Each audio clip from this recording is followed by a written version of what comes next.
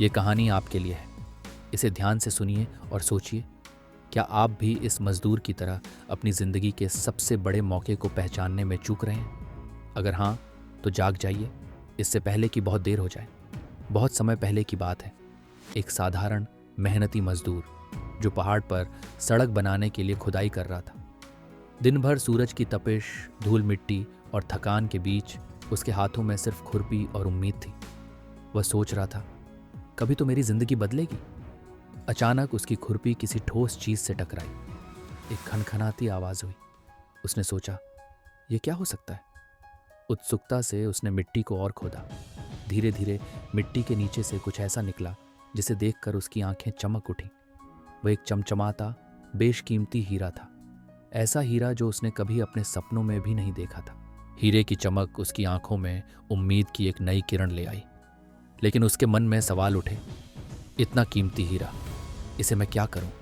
अगर इसे अपने पास रखूं तो शायद यह चोरी हो जाए। बेचूं तो शायद मेरी जिंदगी बदल सकती है। काफी सोचने के बाद उसने फैसला किया कि इसे बेच देना ही सही होगा। वह भाग्य पर भरोसा करते हुए नजदीकी व्यापारी के पास गया। व्यापारी ने हीरा देखा और एक पल के लिए चुप रह गया। उसकी आंखें उस अनमोल हीरे को देखकर फटी रह गईं। फिर उसने कहा, यह हीरा तो दुनिया में अनोखा है, पर यह इतना कीमती है कि मैं इसे खरीदने की सोच भी नहीं सकता। मेरा सुझाव है कि तुम इसे राजा के पास लेकर जाओ, शायद वही इसकी असली कीमत लगा सके। मजदूर ने सोचा, राजा? क्या मैं सच में महल के अंदर जा पाऊंगा? क्या राजा इस हीरे को खरीदेगा? पर उसके पास और कोई विकल्प नहीं था। वह साहस जुटाकर हीरा लेकर राजा के महल की ओर चल पड़ा। राजमहल का दृश्य भव्य था। ऊंचे ऊंचे दरवाजे, चमचमाते खंभे और सिपाहियों की लंबी कतार। मजदूर ने डरते हुए दरबार में प्रवेश किया। उसने राजा को वह हीरा दिखाया। राजा ने हीरे को देखा और उनकी आंखें चमक उठी। वो बोले, ये वही हीरा है जिसकी मुझे बरसों से तलाश थी, लेकिन इसकी असली कीमत तय करना किसी के लिए भी संभव नहीं। कुछ पल सोचने के बाद राजा ने कहा, मैं तुम्हें अपने खजाने की तिजोरी में 8 घंटे बिताने का मौका दूंगा। वहां से जितना चाहो ले सकते हो। यही इस हीरे की कीमत होगी। मजदूर ने सिर झुकाकर विनम्रता से कहा, महाराज, क्या इसे 3 घंटे कर सकते हैं? 8 घंटे तो बहुत ज्यादा है। मैं साधारण इंसान हूं, इतना समय मेरे लिए बहुत होगा। राजा मुस्कुराए और बोले, नहीं, तुम्हें पूरे 8 घंटे मिलेंगे। ये तुम्हारे जीवन का सबसे बड़ा अवसर है। ये मत भूलो कि मौके दोबारा नहीं आते। जो कर सकते हो इन 8 घंटों में कर लेना। मजदूर खजाने की विशाल तिजोरी में पहुंचा और उसकी आंखें उस भव्य दृश्य को देखकर चौंधिया गईं। इतनी संपत्ति, इतनी विलासिता, ये तो उसने कभी सपने में भी नहीं सोचा था। ये जगह मानो स्वर्ग से भी सुंदर थी। उसने देखा कि तिजोरी में कई हिस्से थे। एक हिस्से में चमचमाते हीरे, सोने और अनगिनत जवाहरात के ढेर लगे थे। वह हिस्सा ऐसा लग रहा था जैसे किसी राजा की सारी दौलत यहीं सिमट आई हो। दूसरे हिस्से में एक आलीशान बिस्तर था, जिसकी रेशमी चादरें और मुलायम गद्दे देखकर ऐसा लग रहा था कि यह नींद का स्वर्ग है। तीसरे हिस्से में तरह तरह के स्वादिष्ट भोजन और पेय पदार्थों का भंडार था, ऐसे व्यंजन जिन्हें देखकर किसी का भी मन ललचा जाए। मजदूर एक पल के लिए सोच में पड़ गया। उसने अपने आप से कहा, इतनी बड़ी दौलत, ये सब मेरा हो सकता है, लेकिन मैं कैसे शुरू करूं? सबसे पहले खाना खा लेता हूं, इससे ताकत आ जाएगी। फिर मैं हीरे और सोना इकट्ठा करूंगा। आखिरकार ये मेरा समय है और मैं इसे आराम से इस्तेमाल करूंगा। वह खाने के हिस्से की ओर बढ़ा। वहां का नज़ारा किसी राजा के भोज से कम नहीं था। वहां मीठे, नमकीन और मसालेदार व्यंजनों की भरमार थी। मजदूर ने सोचा, कहाँ ऐसी किस्मत मिलती है? ऐसा खाना तो मैंने कभी खाया ही नहीं। चलो पहले इसे खाकर अपने जीवन का आनंद लेता हूं। उसने एक के बाद एक व्यंजन खाए। हर निवाले के साथ उसे ऐसा लगा जैसे वह स्वर्गीय सुख का अनुभव कर रहा हो। लेकिन खाने में इतना मग्न हो गया कि समय का ध्यान ही नहीं रहा। उसने 2 घंटे से भी ज्यादा का समय केवल खाने में बिता दिया।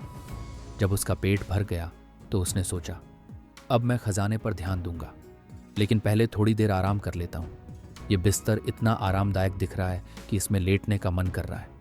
थोड़ी देर सो जाऊंगा तो और ताकत मिल जाएगी। फिर मैं आराम से हीरे और सोना उठाऊंगा। वह बिस्तर पर लेट गया। बिस्तर की नरमाहट और सुकून ने उसे कुछ ही पलों में गहरी नींद में पहुंचा दिया। उसके सपने भी अब खजाने और सुख सुविधाओं से भरे थे।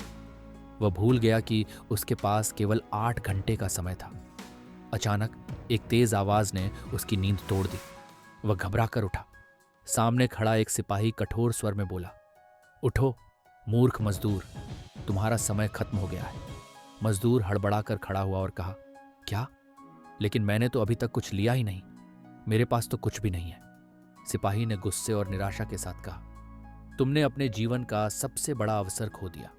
राजा ने तुम्हें 8 घंटे का समय दिया था, लेकिन तुमने इसे खाने और सोने में बर्बाद कर दिया। अगर तुमने शुरुआत में हीरे और सोना इकट्ठा करना शुरू किया होता तो आज तुम सबसे अमीर व्यक्ति होते। लेकिन अब तुम्हारे पास कुछ भी नहीं है, तुम्हारा समय खत्म हो चुका है। अब तुम्हें केवल अफसोस के साथ खाली हाथ लौटना होगा। मजदूर के मन में पछतावा उमड़ पड़ा।